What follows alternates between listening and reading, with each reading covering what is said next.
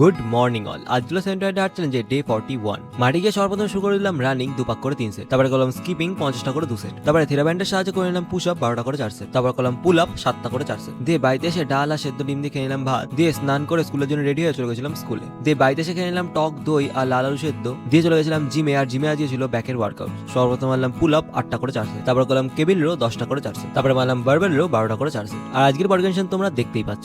দিয়ে বাড়িতে এসে খেয়ে নিলাম ওটস। তোমরা দেখতেই পাচ্ছ এখন হলো 12টা বেজে গেছে, আর আজকে হলো 12ই ফেব্রুয়ারি, মানে আমার জন্মদিন। তো আমি আমার ফোনে অন করে রেখেছিলাম এরোপ্লেন মোড আর অফ করে রেখেছিলাম নেট।